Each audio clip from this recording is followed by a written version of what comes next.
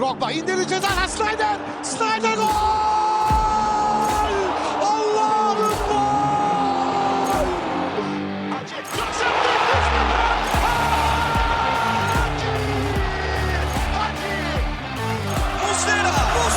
Muslera! Fernando Muslera! Golün adı Muslera! Sarıyoglu, Drogba! This is incredible! Hello and welcome to episode 45 of the Lion's Den, a Galatasaray podcast done by the community, for the community, from all around the world. I'm here, your host Samet, and I have my other fellow host, like Coach Canada. Hello, Coach. How you doing today? What's up, everyone? I'm doing well. Good spirits. Happy to be back with you all. Last week was, maybe not a lonely week with my good buddy Saleh, but glad to have you guys back. Good to hear from you. You came in last minute, right? Today, yeah, I came. I thought I wasn't going to make it at first, but, did 180 down the highway, and here I am. That's good to hear. Who else do we have? I think it's the American boys, right? The New York boys are in here as well. Emre and Yasin, Brooklyn and Manhattan. Did I say that correct? You got the Brooklyn, right? What happened to the Manhattan boy? Yeah, I guess you can say Manhattan. I stopped living there a couple of years ago, but I'm still there for work, so it works. We're doing well. Yasin just don't want anyone to know exactly where he lives. It's okay, Yasin. Yeah. Samet, I was actually meant to ask you, did anybody message us on Twitter for the any ladies for Emre and myself? Anybody I haven't checked. There's so many messages, so I need to check which ones for who. Since last episode, because since last episode, like there's hundreds of messages, and I didn't have time to get around which messages for who. But I'm gonna make a portfolio for you guys. Yeah. Don't worry, ladies. There's enough of us to go around. Much appreciated. No, did I say ladies? It's not ladies though. What is it? Well, we don't care about gender, right? In this podcast. All right. Or did you have a personal preference? No, false advertisement here. No comment. It's a woman-friendly, gay-friendly, LGBT-friendly show. Boys, come on. Bro, if any one of us ever gets canceled, like my vote would be for Samet to be the first one to get canceled. But for some reason, I have a feeling Yasin would accidentally get canceled. Like I would do that to myself. Like in the process of like trying to defend myself or call out Samet, I'll say some dumb shit that's gonna like get me canceled instead. Yeah, on total accident, and then there's an uproar on Twitter. Everyone's canceling Yasin, bro. Oh God. Yasin's good with it though. He'll talk himself out of that. Don't worry about it. He's good as apologies. Yeah, sure. He's a bit too much apologetic, actually. Almost a cuck level. But anyway. All right. Yeah, you just had to go there. Right? Oh, God. Well, with that said, it's just us four, right? So to everyone listening right now, you might be in the car, you might be vacuuming, you might be in the gym. So hi to you at the gym or doing other stuff. Good morning, good afternoon, or good evening. Welcome to this episode 45. What's the podcast menu today? Well, we'll have a look at news. We'll talk about the Trabzonspor performance. And then we'll also have a look at our next game. Which is, boys? Which one? That's away to Gaziantep. Of course. Indeed. So you guys have to help me out a bit because, well, basically the past few hours I had a crying baby in my hand. So multitasking. But as far as news goes, first one I'd like to discuss is the Fenerbahce announcement on, well, everything that's been happening with referees after the game we had. Oh boy. With Ümraniyespor, right? And from what I've seen, I didn't read what they had to say because I'm sure it was pathetic. But I did read the replies we had as Galatasaray, which I really liked. And I also saw Beşiktaş meddling in. I have no clue Like why. no one Someone has asked to him to. explain. Yeah. That's the Bro. funniest part of it. Yeah, and then also Konyaspor had a nice stance I saw, and then Eskişehir was also joking about it. So Get us in sport got involved a little bit. really, so what's the Yeah. deal with Beşiktaş? Why did they meddle in? I mean, Well, maybe what's Yeah, the Emre, go topic ahead. actually? What's, Okay, you know, okay. So you know the whole situation with Palabiyuk and Fenerbahce. So the day after, they put out a video. For some reason, they put the VAR voice recordings of Beşiktaş. You know how they didn't get the red card instead. Yeah, they put that. I don't know why they decided to involve them. But then Beşiktaş just went like crazy and then started going like ham on everybody, saying, "Oh, Galatasaray did this, Galatasaray did that, Fenerbahce did this. Oh, we're clean." Blah blah blah. They even added Trabzon into the mixture as well. It's a complete clown show right now. Yeah, mainly what I recall is Fenerbahce said, "You guys are trying to pull everything away from the field, outside the field." And then I think we replied like, yeah, something like, yeah, sure. But we asked like in the past to have a stance against the refs and we were alone. And then Beşiktaş came in and was like, yeah, well, we did that even earlier than you did. And you Yeah, weren't they're talking there about either. 5 years ago. Yeah, I have no clue what it was on. I remember the game. It was they're talking about the game with the Fenerbahce, the Tosic position. Oh, tschüss. That's far. Yeah. Indeed. Anyway, so that was super childish by Beşiktaş, by the way. And, Bro, their media team is run by a 5-year-old. There's no other explanation for it. yeah, It's then literally a 5-year-old running the show. The funny part is also like, Fenerbahce is like, aren't they pulling the shit now out from the field into the media? Well, Dude, they're I don't the understand. weirdest team, bro. They're the weirdest team. Okay, Yeah. when they forgot the whole emoji thing, didn't they? When we got completely destroyed in their field, what was this, like 2019, I think, where Fuguli got fouled and they scored right afterwards. Linas got drop kicked in the chest and Mehmet Topal only saw a yellow card, right? And they came out after the game with a fucking crying emoji on Twitter, laughing, and people were saying, "Oh, he did such a good job. He should keep, like giving matches, And then after the Alanya game, same thing, right? And it's funny because when we get screwed over, they always come out going, "Oh, I'm gonna get that. I got 20 days in my pocket." And now they got screwed over, and then now they're saying, "Böyle bir şey olabilir mi ya? Böyle bir şey olabilir mi?" You guys did this. What It's a your silly fault. little club. It's your whole dude. You reap what you sow. If you guys would have just joined with us after that Alanya game to like drop his whistle, like hang up that whistle, he would not even have like been in your game, and you would have not gotten screwed over. Yeah, Right? indeed. Like, how can you be this ignorant, bro? You cannot be this ignorant. Well, yeah. Let's stop with Fenerbahce because it's a rabbit hole anyway. A rabbit hole of no success. Yeah, they can go follow Konyaspor's plane activity. for a What week happened with the plane? What plane? Okay, so you know how there's a whole storm going on in Turkey right now? There's a snowstorm. And so there's a whole situation where they're playing. Konya wasn't able to make the game tomorrow. And so there was a potential for the game to be postponed the day after, but they're complaining about how their basketball team went over there and they came back. And so they're just trying to get Konyaspor to come to their stadium. And they're following everything on like news, like, oh, did the plane fuel up?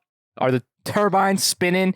Is it in the air? They're following its trajectory to Istanbul. Dude, it's crazy. It's You funny. mean on Twitter? On Twitter, yeah. Okay, and so they're not going to play the game tomorrow? Oh, they're gone. They're probably gonna play the game, bro. They don't even care if that plane crashes in that storm, bro. Okay, yeah, that's They'll interesting. honestly do anything for 3 points right now, bro. So they're like live being updated about planes coming from Konya so they can play. They're Wow. following the exact plane the team is on, Oh, Jesus. the Konyaspor team.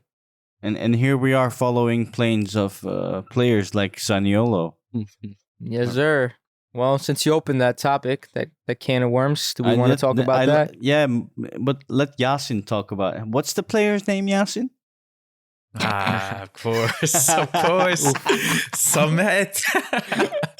I didn't catch that. I mean, I'm not sure. It's Zaniolo, I assume. I guess. what's I'm his not first Italian. We might need to ask Emre. What his first name? I didn't even look it up. Let's see. Okay, wait, bro. Let me just say, I promise not only my co-host, but everyone listening, at the end of the season, I will come up with a reel of Yasin saying people's names from Okan Küçük, Yusuf Sergio Akgün. Oliveiro. Yeah. Yeah. Demir Buruk. Honestly, hilarious. Cracks me up every time, man. Yeah. Emir Bayram. Yes. Stop, boys. You're like, I'm Ömer gonna screw up something Taşdemir. today now. Yeah, now you're thinking about it. But anyways, for the record, it is Nicolo Zaniolo. Who is it? Nicolo guess- Zaniolo. Renault. Yeah. He was Roma's like right winger, mainly played. Bro, this guy is 6'3", and he's playing winger. He's fast as hell. He's faster than Speak to Kenan, me bro. in metrics. 6'3", I don't know. 1.9 Google meters. it. 1.9. Yes, he's 1.9 1.9 meters. He's Okay. 1.9. How old is he? 1.9. He's 23. 20 He's turning yeah. 24 soon. Okay. So we're going after Nicolo Zaniolo, Italian, 23, 1.9 meter. Plays at Roma. Also, yeah, he right wing and midfielder, I should add. He can also play midfield. Okay, and what kind of player should I think of? Like Sergio Oliveira or? No, absolutely not. I honestly No? think you should think of like Mertens, basically. Mm. He's kind of Like, like a really that. taller Melton. Melton. Yeah, because I'm Yasin now. 1.9, he's like twice Mertens, bro. Mertens, Yeah, bro. he's basically, that's what I would say. He's like a big Mertens, basically, that can play, both of the same positions that Mertens can play. But the whole kicker of this whole thing is his price tag, basically. I mean, he has a 30 million euro value on transfer market. Sheesh. And apparently, I don't know if this is true, but all the sources are saying we've apparently made a bid for 22 million, which, I'm sure will be, there will be some creative aspect to that of, us paying over 4 or 5 years, whatever it is, but that's what the news is saying. Mm-hmm. Mm-hmm. And why does Roma want to get rid of him? I don't That's a think good he's question. falling in. I don't think he's falling into Roma's plans, like whatever plans they have for the future. I just don't think he's part of their plans, and they have Jose Mourinho as well. So, I don't know. I think he's just sort of fallen out at Roma. I but think he's it's still just so more young. than that. I think there's more Possibly. than that. Like, people are just saying, like, I've like read some of the comments on like other forums on like Reddit and stuff, and people are just saying he finally got what he wanted. Like, oh, he finally got like is leaving, right? As if he wanted to leave. Like, I don't think he just fell out of plans because Mourinho didn't see him suitable for his team. I don't know. Maybe I feel like he just wanted to leave in general. Well, it could have been related to injuries as well. Okay, yeah, that's true. Yeah, there's been a lot of people saying he's been injured quite a bit, and also that he might have depression. Mm-hmm. So that could have had a big part to play in this whole thing as well. But Yeah. that's what the news is saying. Read, at least what I've read was he was actually about to have a transfer to Bournemouth for 30-ish million euro, but he wasn't looking so keen on that. And because of that, he had a big uproar with the ultras of Roma, which actually went to his house and stuff and threatened him, apparently. And, transfer window is closed in Europe. But guess what? Turkey is still open. So this might be an opportunity for Galatasaray to agree something with Roma. And my question then maybe in the group is, how did we convince this guy to come to Turkey? Did we convince this guy to come to Turkey? What do you know about that? I don't think we convinced. I think there's a special someone out there. I forgot his name. Someone remind me. He's the same guy that brought Icardi. He's the same guy that brought Torreira. And he's most Ali. likely involved in this. Ali Yiğitburuk? No, that's our scout, man. He's the scout. Yeah. He's finding these players. Okay, yeah, it's Jorde Burdo or something like that. The Yeah. silent man behind the curtains that's actually doing these deals with Icardi, Mertens, Oliveira, indeed, and with about convincing him to come. Sergio Oliveira has played for Roma, so there's a connection there. I mean, it's not difficult to look at our team and want to play for us. Honestly, Yeah, with the true. players that we've brought in, it's and looking at our recent performances and everything, it's not that difficult. I don't Yeah. think. And Zaniolo has 11 caps for Italy as well, right? And who was managing Italy again? Mancini. Adamcini. Exactly. So there must be some connections there that convinced Zaniolo to agree with Gala. Because the news is he agreed with Gala. The only thing is to agree with Roma on the figure. And that figure is indeed, there's so many things going on, like 22 million, 15. Roma wants 30. 30 for a player whose contract is not that long. There's too many going Crazy. through. And maybe Yasin, you have some details about like personal terms agreed?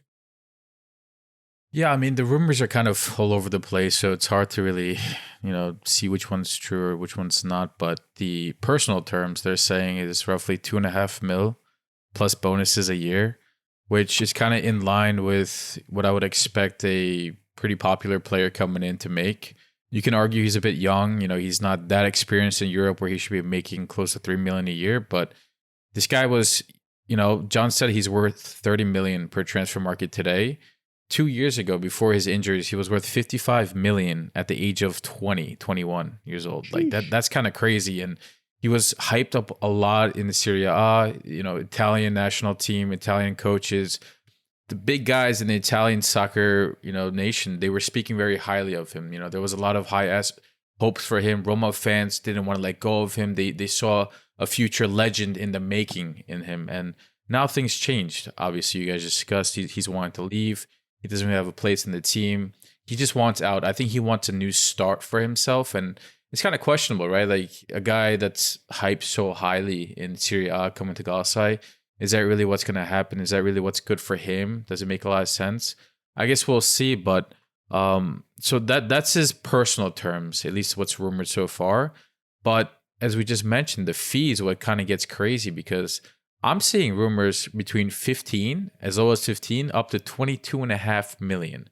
And we don't know yet the structure of it. I don't know, you guys keep me honest here, but they're saying there might be bonuses involved. They're saying there's 2 sponsors that have already agreed with Erden Tumor that are ready to help today if we can convince Roma to let him go to us.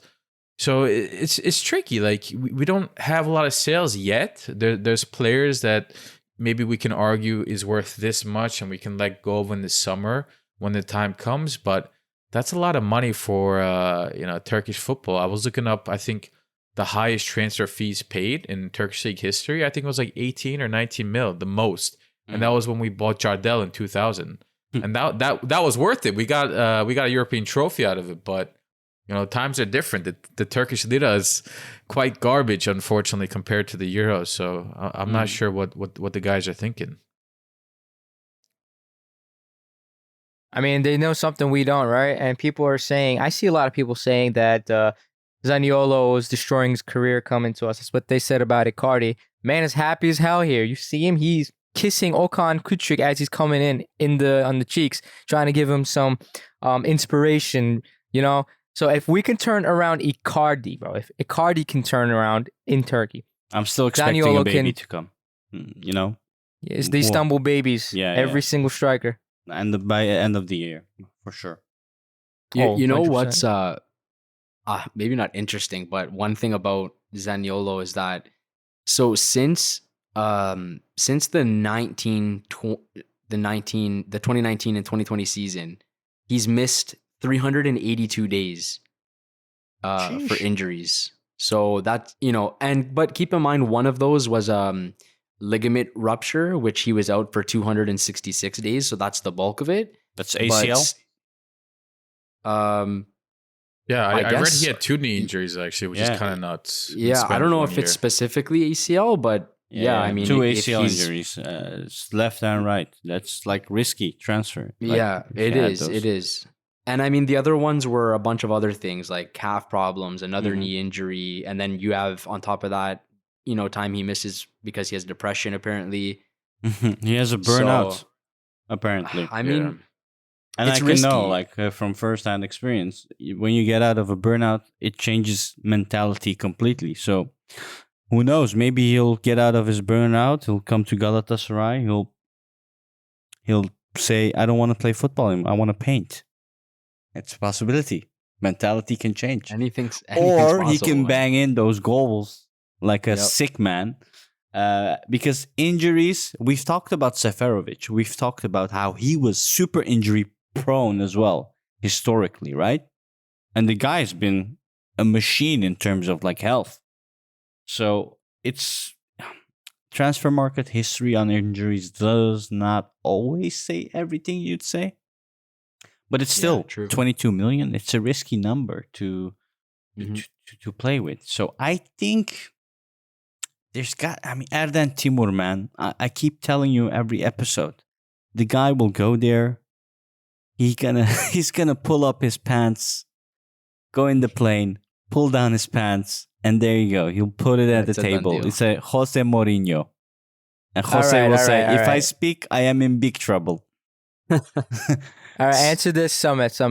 So remember, not too long ago, you were giving me shit when I asked Belmas, right? Burak Elmas to leave, and you're saying you don't change unit teams mid-season or whatever. You let them finish their terms. Do you regret Hold on. saying that? What does that have Do to you do re- with Zanioli and the transfer news we're talking You- about at this Adnan moment? Timur wouldn't be here bringing in Icardis and Zaniolos if he never left, Mr. Burak Elmas. Look, I said I want to that hear. the- it. I want to hear. said it. that Burak Elmas needed better management and a better, better colleagues, basically, and he was just failing because of that. So we see that with a good team, you can achieve a lot. A proper structure, a proper team, and Dursun Özbek noticed that with Cengiz. What was his name? The usual sporting director we have. Cenk Ergün. Cenk Ergün. Indeed. Yeah. Indeed. He's still there, but obviously we needed someone. He took a backseat. Yeah, exactly. So that's where Erden Timur comes in. And so far he's been doing a great job. Because in the rumors, we also saw like Fofana from Chelsea, some other big names. And Ugur Ciftci, well, not a big name, but a very hard needed left back, which there aren't a lot of, is still in the race, in the news. And we might agree soon with Ugur Ciftci from Sivaspor. There were a few Look issues at Samet there. slither out of my question. Look how slick he is. I have no clue what he's talking about. Oh man, he won't give me an answer. I prefer not to speak. Oh. Bro, Emre, it's so funny that you ask that question. I was thinking about that literally like 2 hours ago. About Burak Elmas. That's and oddly like, specific. because 2 hours ago I was driving and it's a thought that just crossed my mind. And like, I remember I was saying that the thing I liked the most about Burak Elmas was his vision, to try to build something, right? Try to get better infrastructure to build a successful team, right? And I was thinking, like, I thought that was the best move. And that, who knows, like, maybe if someone with that type of vision, maybe it will work out. But Dursun, or I call him Lil Crook as his nickname, Lil Crook came in and, bro, like, he just said, fuck all of that, bro. We're signing everyone. Yeah. We're signing everyone, bro. And, like, I can't complain. How could I complain, bro? And it's not all people either. We're like signing young kids too. Like 23, that's 20. Good That's still balance. young. Good Good balance, exactly. It's what's needed. Indeed.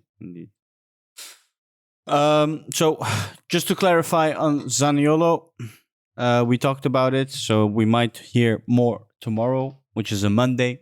And David Fofana, that's a no-go from Chelsea. The 20-year-old striker is not going near Galatasaray because that's not happening, is what we understand. Ugur Ciftci might happen tomorrow as well. So it's going to be interesting. We have until the 8th of February as a reminder. That's 1, 2, 3. Oh, 2 days. Holy, yeah. It has to happen tomorrow. So we're going to hear it. That's awesome. Other news, boys. Well, regarding the transfer, I think I don't know if you guys probably saw this, but there is a rumor that we're trying to sign a midfielder from the Premier League from England, and one of the rumors was Naby Keita from Liverpool. I don't know what you guys think about that. I didn't see that. I missed that. Damn. Yeah, it's one of the players. I think it's Bull. I don't think it's gonna happen because he's injury prone. Like, dude, he plays like 5 minutes and he's injured for the next 3 games. How often have we signed someone from England? Can you recall? Fernando. Yeah. I don't think that's a possibility. Only because he's very experienced, so he's not going to be cheap. He has a big name, so he's going to have an ego. He's going to want to play. Why would he join Galatasaray if he's not going to play in the next 6 months? And if you look at our midfield now, we have Sergio, we have Mertens, potentially Zaniolo, we have Lucas Torreira, we have Berkan, who plays because he's Turkish. So you're going to bring in another midfielder who's going to expect to play. I kind of doubt it. And it's not in line with the rumors of us looking for a striker/winger that can start today as well. But in terms of midfield, I'm actually reading that we might be interested in younger players for like a number 8 type of role, where, long term. So I'd be on the lookout for that to see what happens in the next 2 days. I would put money that Erdem Tumor is going to surprise everybody tomorrow when we're talking about Zaniolo, we're talking about, Fofana, and all of a sudden you see this kid that you've never heard of who's 19, 20 years old, but he actually is kind of hyped. Like, I expect at least one transfer like that. But let's see what happens. As for the Naby Keita, Russia. I mean, just on this pod live, I'm just like kind of scrolling through Twitter, and there's this mention of this Georgian soccer player that plays in Russia for Dynamo Moscow. His name is Luka Gagnidze. Okay, that's a good one. No, but that's tough. That's tough. That's tough. Yeah. But No shame in that one. He's 19 years old. He plays midfield. He's worth $1.5 million, which, if he's good, that could be underselling it, because the Turkish league, the Russian league, sometimes they don't, their value is not properly reflected. He's played 10 games, so I wouldn't be surprised. And the nice part about players like him that are 19 years old and he hasn't played for the national team yet, he wouldn't count towards the initial quantity of foreigners that are allowed. They changed the rule. I forget the exact rule. The extra youth quota. Like, you can have Matthias Ross has that quota as well. Exactly. It's like +3. So you can add an extra 3 as long as they're like below the age of 20 and they haven't played X amount of caps for their national team. So makes sense. What there's some people that I'm sure are doing the math on how we're going to get all these foreigners in.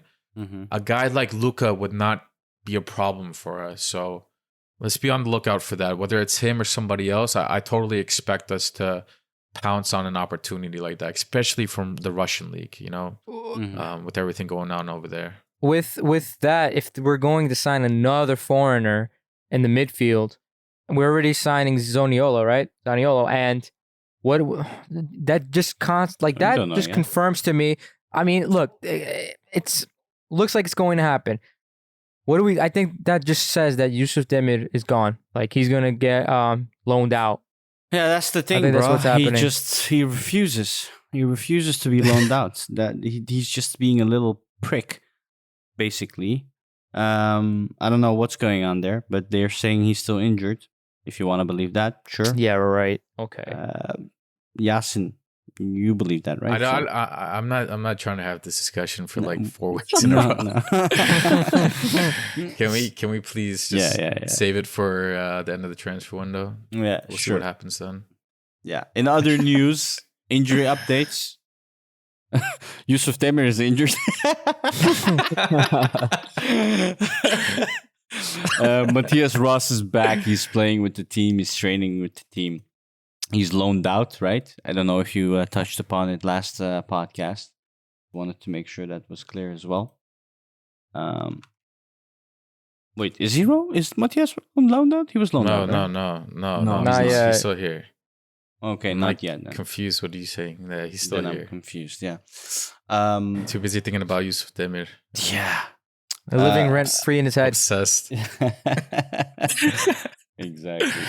But Muslera, boys, this game, he was injured. Okan Kojuk came in. I know we're going to discuss the game a bit later, but he's injured. And what will this mean the upcoming months for us? Because from what I understand, it's going to be at least 3 weeks, 4 weeks, his injury. And we're going to have to play with Okan Kojuk. Do you believe we're going to be fine with Okan Kojuk alone? Yeah, I think we'll be fine. I say no. Nobody. Because- You guys go ahead. Go ahead. All right, go ahead, Go Yas. ahead, Emre. I mean, All right, I'll just say it. Go Look, ahead. okay, since we took too long to answer.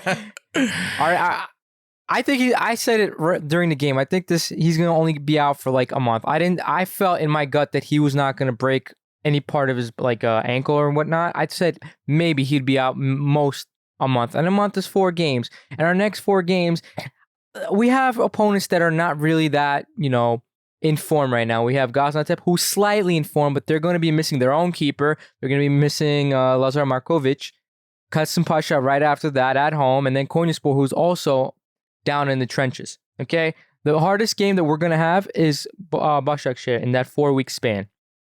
And from what this team showed me is no matter how many goals the other team scores, we're going to outscore them no matter what. I see like 5 games or like it happened in this last streak of games that we won. We were down a goal and we came back and won the game. So you could put a traffic cone in the goal. I think we'll still beat any team that comes our way.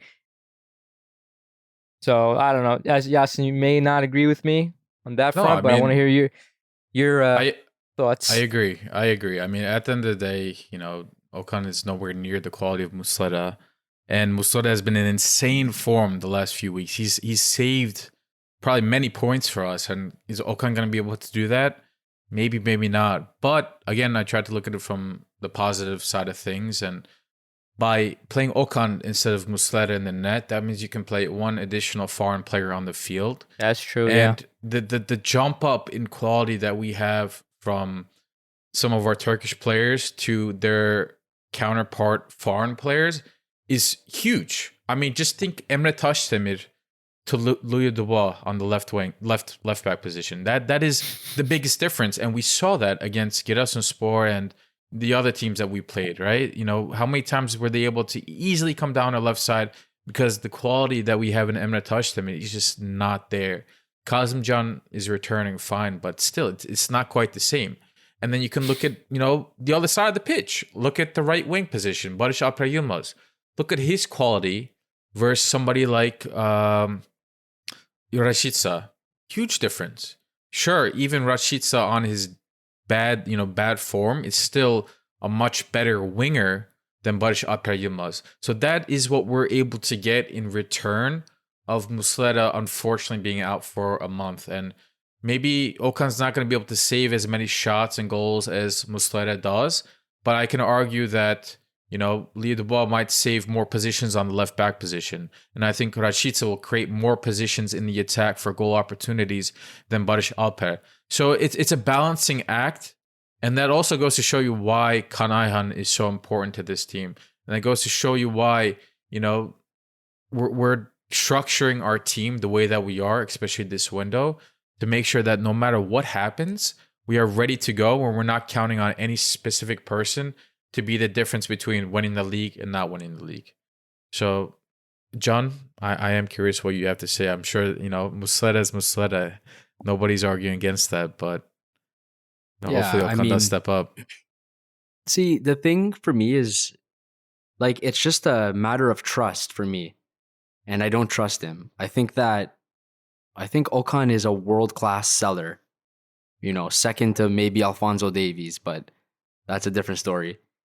He saved us that Istanbul game though. Last second save with the out side of his boot. But I think- left foot. But like, I think of it like this. Like, imagine if we played the Umrania game with Okan. I don't think we would have won that game. I think we might have tied that game. Like, Muslera made 2 unbelievable saves in that. That I really don't trust Okan to make. You know, it's just a matter of trust. And it's like, you know, on paper, Umrania is the worst team in the league. On paper. I know they might play different, but on paper, they're the worst team in the league. And that was a total, you know, clencher of a game. And we I knew, just- at least me and Salih knew it was going to be like that. We Yeah, said they're yeah, like the Barca of the league. And Absolutely. what was the Geraldinho? Geraldo. It's like the Adame Ah. Traore of Barca, man. That kid. Yeah, bro, that guy was just a maniac. But Yeah. no, I don't trust Okan. I just don't. But I mean, if we're only looking at a 4-week period, then I mean, what are we? We're not going to bring someone in just for 4 weeks. You know, I think that we can sort of roll, you know, work with him in that time. But if it was longer, if it was something like 2 months or something, Mhm. then I think that, you know, I mentioned to you guys during the actual match, as soon as Muslera went down, I would have got on the phone with Iñaki Peña, and I would have sent the plane for him right away as soon as I saw Muslera go down. But that's just me. He has small hands, Iñaki Peña. Is that a joke for the Muslera comment? Yeah. Nah, anyway. Well, yeah. No, Okan, on my perspective, I do trust Turkish players. I'm not a Turkish player hater like Can here. I Yeah. hate them, bro. Yeah, no. Nah, Emin Bayram, Metehan Baltacı. Love them. Love these kids. Kaan Ayhan, I have no clue why he's here. We'll talk about it today. Well, he's not a kid, so you don't like him, don't you? Yeah, maybe that's it. Anyway, He's not Okan in high Kojic school. should be fine. It's a few games. It's against Gaziantep. What's the game after Gaziantep? Kasımpaşa. Kasımpaşa. At Come home. on. Their players won't even see Okan Kojic. Let's put it that way. So we have nothing Yeah, to that's worry facts, about honestly. Okan having to save balls. Just like we Yeah. saw today. How many times did he touch the ball, honestly, against Trabzonspor? I don't think he touched it once.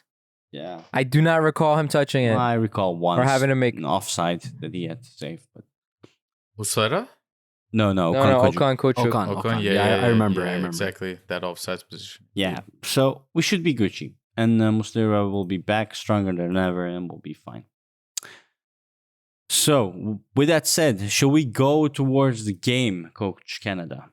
But before we do, I'd like to say I'm not using any soundboard today because I had one DM, a fan that didn't like it, and, you know, Yasin bitching about it all day. So, unfortunately, for you If guys, you want to no hear soundboard. soundboards, if you do want let it, us know. No, Let us wait, know. hold on. Is Samet capping right now? Did anybody not actually capping. say? Did anybody actually say I don't like soundboards? Or did they say holy moly. take it easy with the soundboard? Ever since And we again, started, Yasin. and since you mentioned my name too, this. and since you mentioned my name, I never again, Summit. I'm like a broken record with you. I never said don't use soundboards. I said take it easy with the soundboards. That's all. Yeah, Bro, but you know what I easy love is about relative. this? What is easy?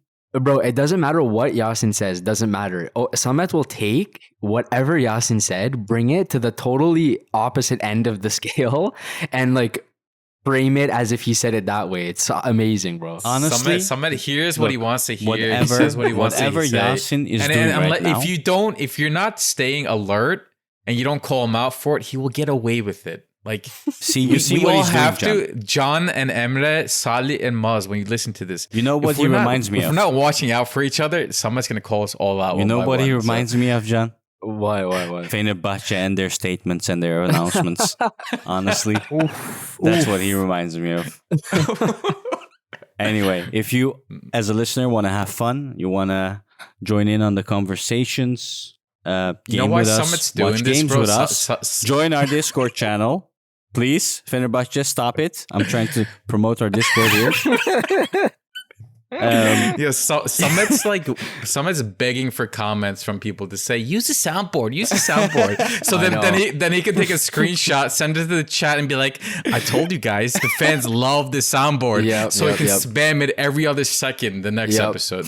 This is Samet, bro. Like, guys, don't fall for this, please.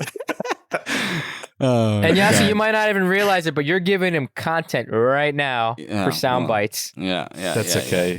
It's okay. That's And okay. I stopped. I'm not gonna make myself get myself down low on this stuff. Anyway, one thing I forgot to mention to all of you: there's someone who loves us, and there was a public announcement on Twitter. The official Galatasaray English page said, "I love y'all," and reacted to us.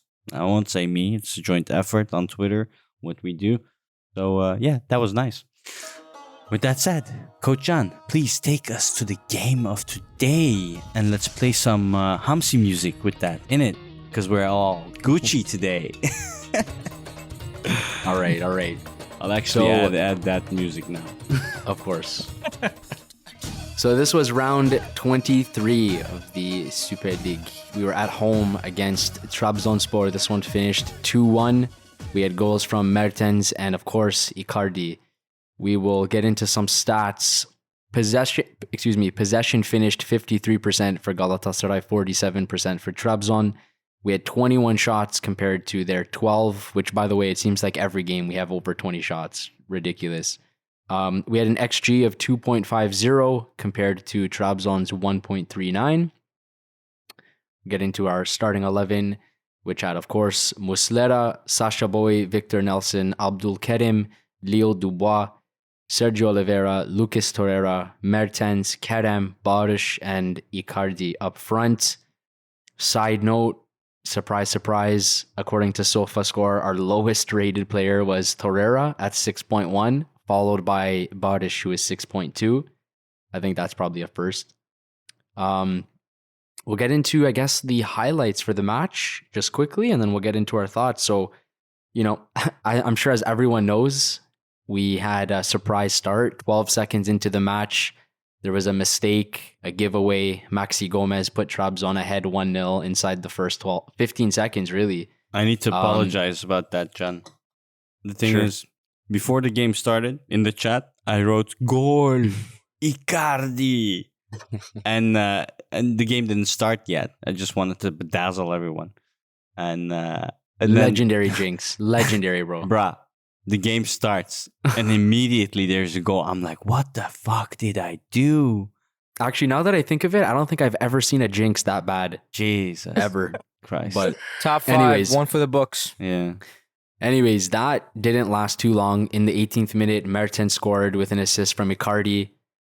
We had Victor Nelson pick up a yellow in the first half as well, which I thought was, maybe we'll discuss that. I thought that was kind of soft, but second half started. Icardi scored in the 53rd minute on a penalty to put us ahead 2-1. And we hung on despite the Muslera injury that we mentioned for the 2-1 win. So what did you guys think? What did you guys think of the game in general? I thought we played pretty well after the first opening, 20 minutes or so, after we got rid of that initial shock of conceding one of the earliest goals that I've ever seen, personally. It was a stupid mistake by Torreira. He gave a back pass to Muslera, which was very light. I don't know if it was because of the whole field and it being wet, right? There was a pretty bad storm, but luckily the field kept up pretty well.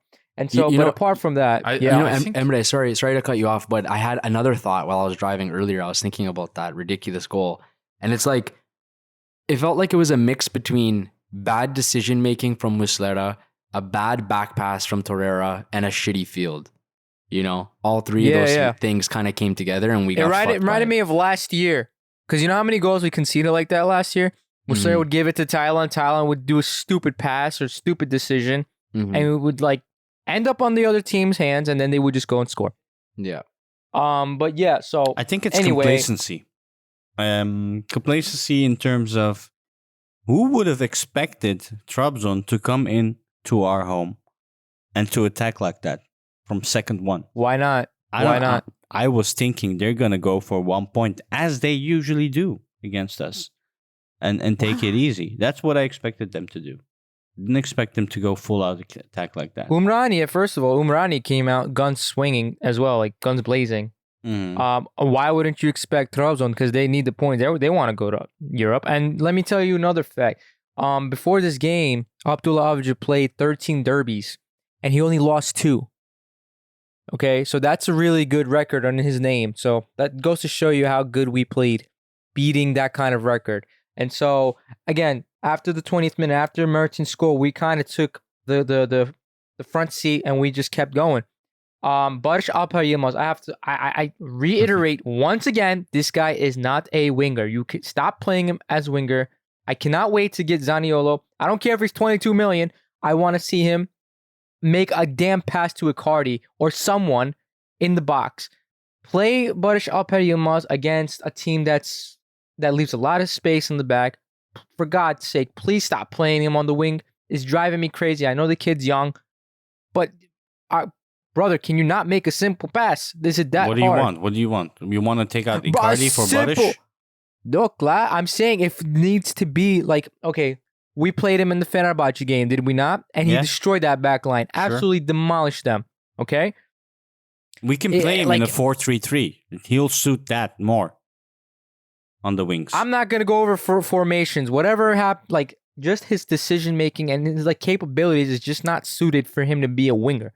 I don't care what you tell me. Today was especially bad, I think. Like, I've been saying this for months, bro. I mean, he's not a winger, bro. He just does not have that capability. Okay, and Torreira was pretty bad as well. You're gonna have a bad game. You can't be MVP every single game. You can't be carrying the team every game. There's gonna be a game where you're just lackluster. Okay. I like Berkan.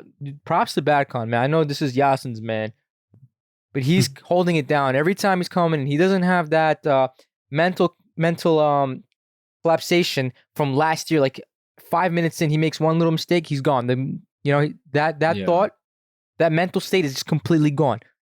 And I don't know, we played really well. Dude, second half, Trabzon didn't even come at us at all. We completely deleted them from the field. I cannot remember one time Muslera had to do anything apart from that one position he got injured in, which was offside. But again, that was a little too quick to begin with. And so, again, he's getting injured on an offside call. I'm losing it with this damn decision to not call offsides until the play is done. But anyway, I don't want to go on too often, but like, go ahead, John. You know, like the thing with this team is that if we get in that mindset where, you know, we have the momentum and we smell blood, you're finished. That's it. There's nothing you can do. Like, they really stung us there at the beginning, you know, going down 1-0 in the first 15 seconds. You can easily become, like, that's demoralizing at the beginning of such a big match. And I said, you know, we're going to see what the team is made of now. And they bounced back like I knew they would. As soon as we tied it 1-1, when we catch fire, the match is over. There's nothing you can do. We'll just overwhelm you. Yeah. I was just going to say, when we conceded that first goal, I thought it was going to get worse. I thought we would mentally break down, but we did not break down. And after that first, that equalizer, I just knew in my gut, there's no way we're going to lose to them. We may tie them, but we're not going to lose to them. Mm-hmm. That's the thought I had the whole game. Yeah. And before I pass it on to maybe Yasin, I wanted to mention one thing. You said that, you know, from time to time, everyone has a bad game. In this case, it was Torreira. What I really loved about Torreira is he apologized on Twitter after the match. Yeah. What a professional. What a man. You know, he acknowledged he wasn't good today. He apologized for it and said, you know, we still got the 3 points and I'll be better. You know, what a professional. This is what a team means, bro. A team is where your teammates pick up where you slack off, or you're having a bad time, they'll cover for you. That's what a team's all about. So we're a complete team right now. I love the way we're going. I'm completely confident with this team. Yeah, absolutely. Yasin, what are your thoughts, man? I mean, I agree with everything you guys are saying. It's just you guys hit the nail on the head with that. When they scored that quickly, it's just like, you knew Galatasaray, we're a winner team, right? What is it, 11 games in a row coming into this game? we want nothing but wins going forward. And we have winners on our team. We have the quality for it. And once they scored that early, in my opinion, sometimes scoring early is a bad thing because it just invites the other team to attack. From that point on, whether it's the 85th minute or the 5th minute, once you score and the other team that you scored against is now behind, they have no choice but to attack you. And now that you're playing in Istanbul in front of 50,000 fans of the other team, you're in trouble. Especially if you look at their squad that they came out with today, especially their midfield. They had Siopis, okay, I think he's like a number 6. He can play a little bit more defensive. But the people that surrounded Siopis was Bakasetas, who is basically a number 10, almost like, think like Yusuf Yazıcı, who loves to attack, loves to roam around the striker kind of guy. And then they had Abdülkerim Ömür, who is a winger who loves to attack as well. A small little kid. He's not that strong. I love Abdülkerim, but he's not that strong of a player. So their midfield was very weak compared to ours coming in. And you saw it the rest of the game too. They just lost every single ball in the midfield. They felt that pressure. They just kept clearing the ball straight to our players. Our positioning was immaculate, by the way. Everybody was spread out nicely, and we were able to cover every inch of the field really well, whether that was an out-of-form Torreira or Berkan who came on later. Every time Trabzon tried to clear the ball, they tried to get the ball out, it came to us, and we were smart about it. We were composed about it. Every time Trabzon attacked, all our players came back. Adding on to Emre's comment about the whole team, mentality. If a guy is, out of position, the next guy comes over and helps out immediately, whether that's Icardi playing striker and coming back to defense, or whether that's, Barış Alper, even though he's not the best winger, he comes back and helps. So I really love that team environment. And, every single week, guys, like I just feel more and more comfortable that this team truly is on its way to a championship. Obviously we have the proof of it, whether it's looking at the roster and seeing our players and the quality that they have, or whether that's looking at the last 11 games and our form of constantly winning. Even if you put all that aside and you just watch today's game, if you took some random guy from Turkey off the street that doesn't follow football, who's working 24/7, and you say, here, watch this game, Trabzon, who is, upper, table champions from last year, defending champs. Yeah, defending champs. Avcı as their coach. Who Abdullah anybody? What did I say? Did I say something wrong, or are you just laughing at the fact that I'm giving credit to Avcı? No, go ahead. He has credit, right? So this is their coach, and then they watch this game. They'll tell you that Galatasaray is playing with dominance. Galatasaray is playing as a team. They look like winners. And that's what I saw today. And that's what I see pretty much every week. Even though we've had moments of, bad form in the last few games, we still play like champions. Let me ask you this. Yeah. Who worried after the score was 1-0 for Trabzonspor? I didn't. The first thing that I said was, good. That gives us more time to fix it. Yeah. That's what I thought. And adding to John's comment, which was brilliantly said, this was a really good comment by John. When our team, like, whether it's score a goal or, score a goal that's disallowed from VAR or offsides or gets a shot on target, it's like we're like hungry lions, that like a shark that smells blood. It's just like, I want more of that. And we just attack. Like sometimes I was thinking to myself, like, we should just have like Icardi chill a million miles offsides, get the ball to him, and before the ref stops the ball for offsides, let him just get that shot on target, let it hit the back of the net, and the rest of the team will just be like, oh shit, like I want more of that. And now everybody just starts attacking. Like that's how we are, and it's amazing to see. Yasin, you know what it feels like? Every game as of late feels like that Başakşehir championship game where no matter what, if we get a goal stopped or canceled, we're just winning constantly, no matter what. Yeah, we're just going full throttle. 1, 2, 3, 4, full throttle. 5. Exactly. That's the vibe that I'm getting from this team. It's not one game. It's almost every game. Even our bad games are like decent. That can keep up with the top teams in the league. That's how good this team is right now. Yeah. Knock on wood, bro. But like this team is like, I don't even think we're at the top peak of our form. I think there's still time to go. I forgot to mention at the beginning when I was doing my intro, I usually mention the highest rated player. I forgot. but our highest rated player was Mertens, who was 7.9.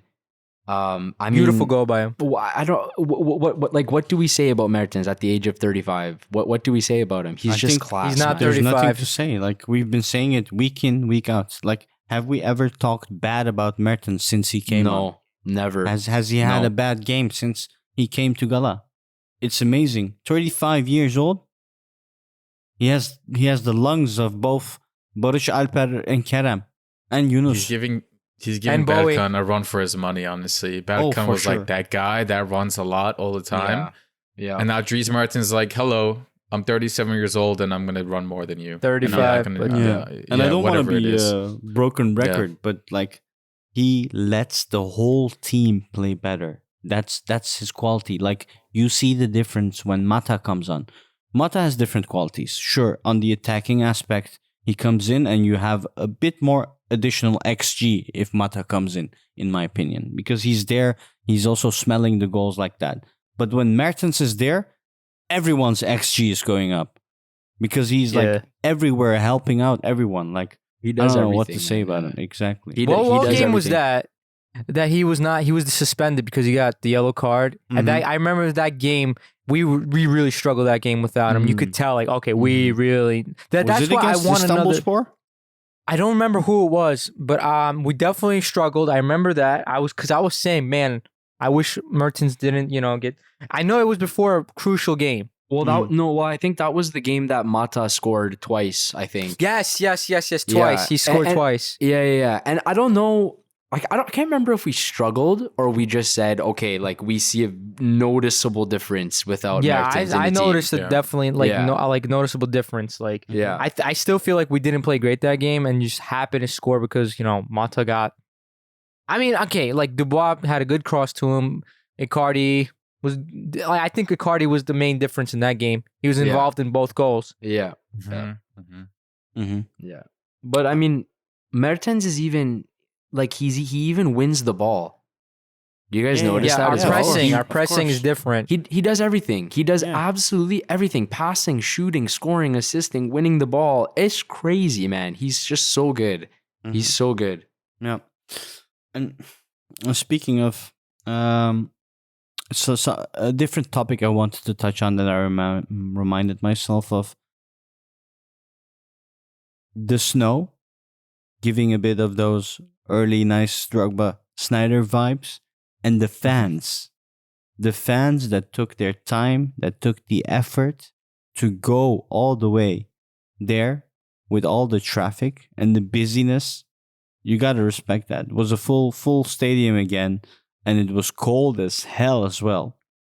And they were just supporting our team. Yeah. So props to that. Thank you everyone that's been a part of that. It's just you have to respect that, man. It's just amazing. Week in, week out. It's super hard to get tickets, and you just notice the difference. If there your as team well. is playing this, would you not go? No matter what the conditions are. I don't care if there's slate falling on my head. I would go. That's the thing. We like the synergy is there. It's a winner team Exactly. again, and I think this is probably the best team I've seen since 2000. I would say Yeah, this is a better team even than the Felipe Melo and the Selçuk Inan team and the Drogba and Snyder team. That was Yeah, a bit more I- individualistic, and this is a Yeah. real team. Like, this is amazing. This will be just fascinating to watch European football. Like, just, oh Yeah. my God, what a joy that will be. And, it would be nice to see how we can perform against, better teams, like better quality teams, and I'm not saying there will be a difference. I think that we'll have, just as much success, but it's something I always think about. I'd love to see us play against some top I'm looking teams. forward Bro, to that, this team, can you not honestly look at and say they're thinking about next year? Like, Yeah, dude, yeah. you do not need Icardi for the Super League. I'm gonna tell you that right now. Okay, he's like extra. Icardi is extra for this league, and then they're already trying to get Zaniolo, bro. Yeah, that's the kicker. That's what's like literally scary about all this. We're that good now with other pieces that are going to be added. We might lose a couple pieces as well. Don't forget. We might have Sasha, we might have Victor leaving, Victor Nelson, but I have no doubt that if they do depart, we will get what they're worth and replace them with solid players. I have no doubt about that. And one thing, like when you have a team like this, you will also have players that will think, damn, this things are so nice here. Like I want to play Europe with this team. Like I'll just wait Yeah, for another yeah. year. And I hope that happens with Boe, because I really hate to see Boe go. Mhm. Absolutely. Nelson is a bit more replaceable, in my opinion. Mhm. Yeah, I agree. Especially having Abdülkerim Bardakçı there, Matthias Ross, Emin Bayram, Metehan, etc. And now Kaan Ayhan. So I hope we sell Nelson and we get a good, decent amount of money, and we can strengthen our attacking perspective by getting Zaniolo. So that'd be really nice. And I just want to see us in Europe, man. It's just an amazing game. And we all have Okan Buruk to thank for that. And god Yes, damn, sir. John, all those talks you had about Okan Buruk just comes back to me. We Yeah, can't right. say Well, that I stuff. still don't It's agree not only with John. Don't try to No, put I all would me on never. John. No, I would never backtrack. I will never agree with how Okan Buruk plays. I'll never agree with that. It's not my ideal play style. But the thing that no one can argue with is the results. It's impossible. You can't argue with the results. It doesn't matter if I like how what his play style is or not. The results speak for themselves. So that's it. That's all you can say about that. 12 Beyond- for 12. Beyond just the results, beyond the 12 for 12, beyond the fact that we're first in the league, I can never put enough emphasis on this team environment that he's allowed to happen. Mhm. Because when we brought all these players in, right, with the experience that they have, the money that they're making, was it not a concern to say to yourself, how is Okan Buruk, a relatively inexperienced coach who's Turkish, who doesn't have European experience, is going to handle all of this ego? All these guys that are rumored to are close to retiring, who have issues in their personal life.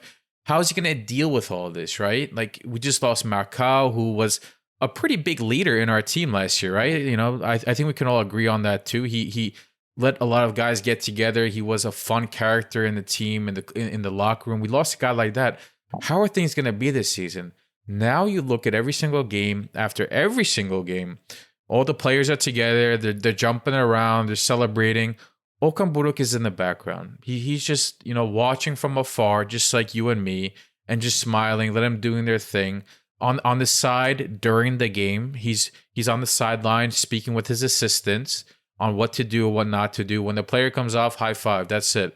He obviously has his emotions during the game regarding ref decisions or bad calls or goals celebrations, whatever, but it's never terribly exaggerated. He's never the center of attention. And I will say this week after week if I have to until the end of the season, because that is so important. We've seen our own coaches in the past the opposite way. We've seen current coaches of other teams, Jesus, the opposite. He is the center of Fenerbahce's attention and they praise him like a god. But it's all about him. For us, it's like, okay, Okan Buruk is doing great, but it's all about the players. We have to enjoy what we are seeing and not forget. I think, we really do need to enjoy. I think we are. I think we're doing a great job enjoying it so far. Like with the Drogbas and the Snyders as well. Like how unreal it was back then. And you just sometimes have to stay in the moment and have a look at what we're playing and just enjoy the moment. I think it's hard to do. It's like sort of a meditation-wise technique, you'd say.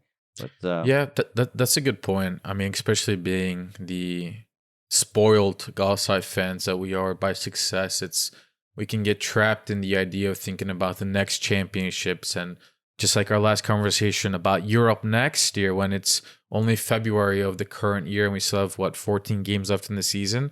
But you make a good point on that. We do need to enjoy it game by game. And hopefully it continues, and I believe it will. 12 weeks. I had good sleep for 12 weeks. Yeah. Even with the kid, huh? Even with the kid, the 3 hours, amazing 3 hours, where I see Icardi.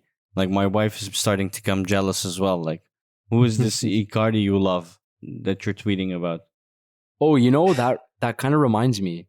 I read something today about Icardi after the match that he's the first player ever to score against Beşiktaş, Fenerbahçe, and Trabzon in the same season. Did you guys Yeah. hear that? Yeah, I tweeted well, that, lad.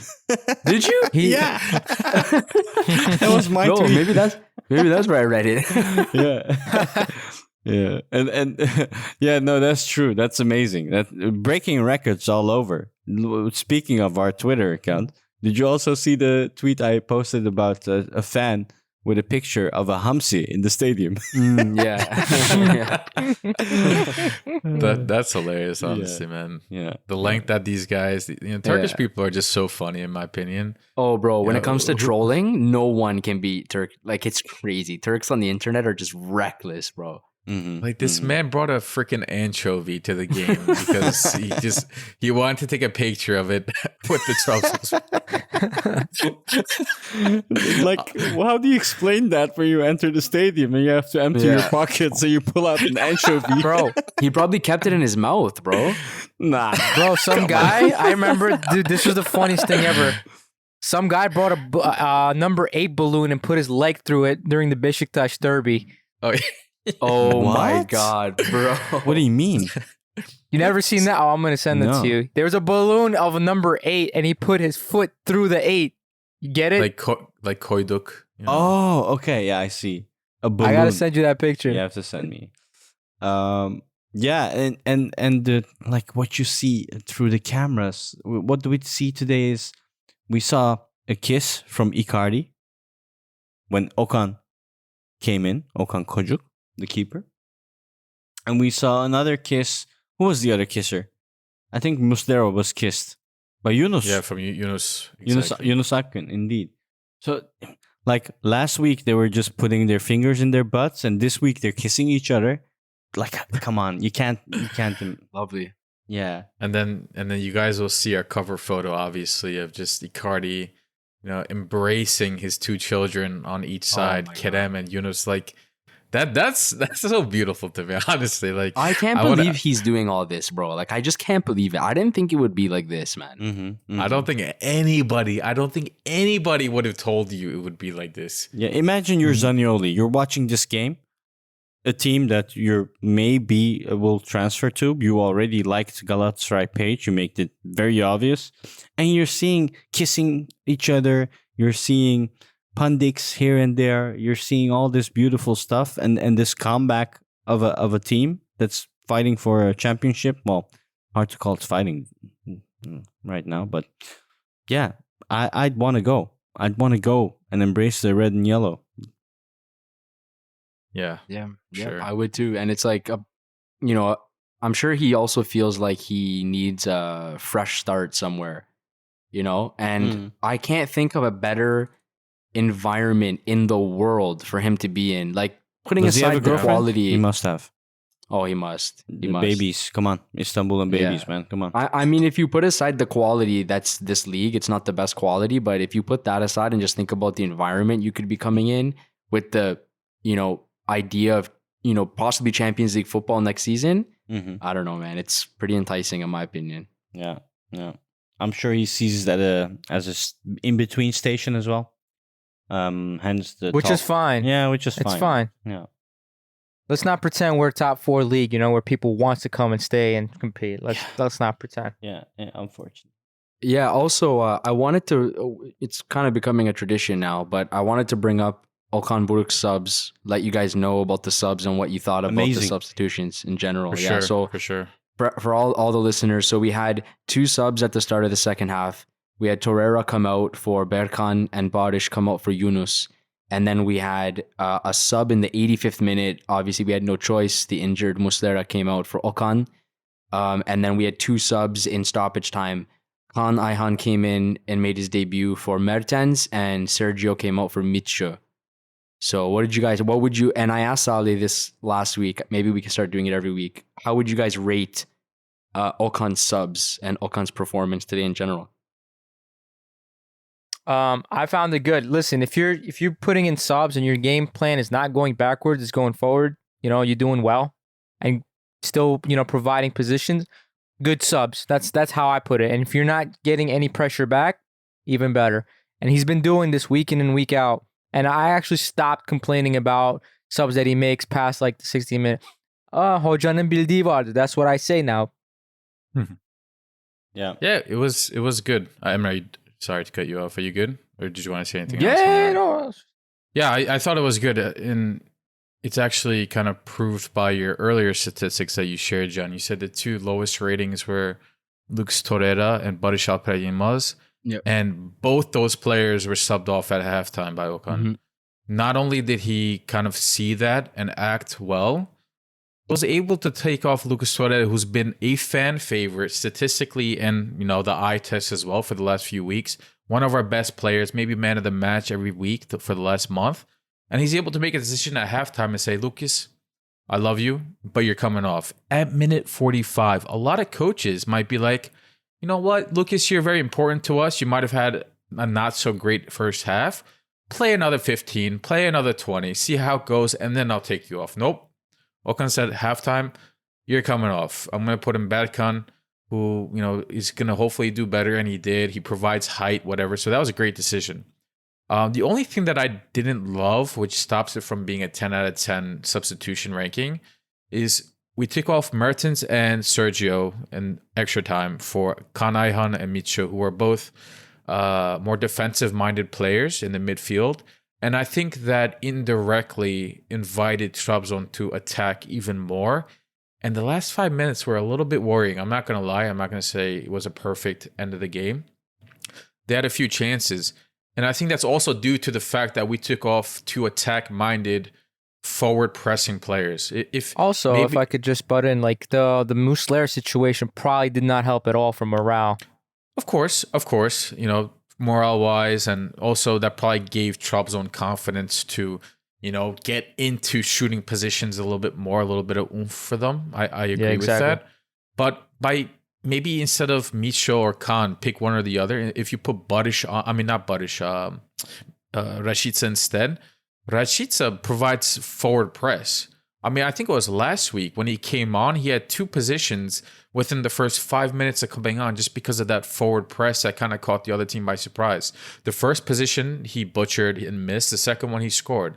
I think instead of, like I said, Khan or Micho, pick one or the other. If you put on Rashica, Trabzon would have thought twice about attacking as a team as much as they did. That's all. Otherwise, great game by Okan and the subs that he made. Mm-hmm. Yeah. Anyone else? I think we touched up on most of the Well, things. in that case, we have next game against Gaziantep, which is on a Monday, actually. Mhm. On Next two games are on Mondays. Next Yeah. two league games. Yeah. If I recall correctly, usually we didn't love Monday games with under torrent ball, but should be fine with what we have going right now. Gaziantep is currently 10th in the tabela. We are first, and there is like 25-30 points between each other. Yeah, what do you guys think we will do that game? I'll give my prediction. I think so. We're away. Mm-hmm. I can't see Gaziantep being able to stop us. I don't think they're the team that's going to take points from us. So I think we're going to win this game 2-0 and keep marching forward. All right. What about you, Yasin? Yeah, I think it should be a pretty straightforward win. They're mid-table, so they're not really in relegation zone yet. They're kind of close to it, but they're not going to fight probably as much as one of those other guys are. I think we mentioned in the beginning, they're missing their starting keeper, and they're missing their biggest threat in the attack, which is Markovic. I think when they played Fenerbahce a few weeks ago, Markovic was the most dangerous player on the pitch against Fenerbahce. And he's not playing. So that's a huge advantage for us. That's not to say that they don't have other dangerous players, but Galatasaray's been a little bit lucky in terms of the other teams having some other key players missing every week. Not to diminish our efforts and our strengths, but been a bit lucky, and I think we should be able to take advantage of it again next Monday. We get a nice rest, so maybe tomorrow some of our players will be keeping track of the transfer rumors from another country. You might see Mertens in Italy. You might see Icardi in France or maybe in Argentina. But That's okay. I think they deserve the rest. No. But you, Emre? I prefer not to speak. Yes. Okay. You're Yes. still, the streak is going on and you're not giving I prefer not to speak. any Yeah, details. that's it. That's good. Well, for me, I mean, come on. Who will say we will lose at this point? How can you say that, right? Oh, the jinx incoming. Rip. So probably a 3-1. No, not even. Well, it's Okan playing, so we'll concede. We'll concede. So Forgot 3-1 about that. is what I'll go for Damn it. next game. And in terms of a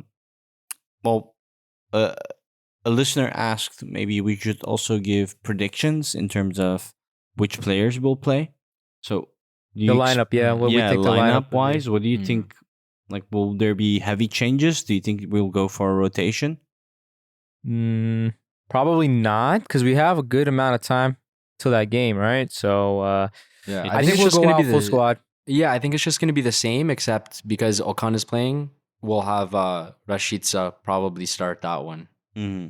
I think. I was gonna say maybe Yunus might get the start. I Po- thought he yeah, played a really good possibly. second half today. He's been coming on and actually looking really good. So yeah, that Yeah. could quite possibly happen. Exactly. I don't think he'll start. Shit on Yunus anymore.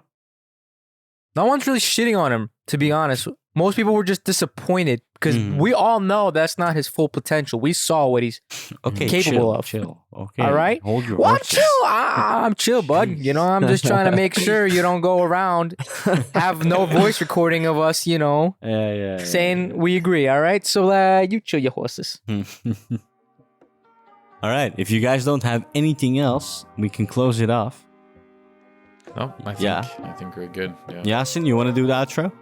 No, I'll leave it to you guys. Take it away, Samet Baba. Take it away. Emre will do it. It's fine. Me? Okay.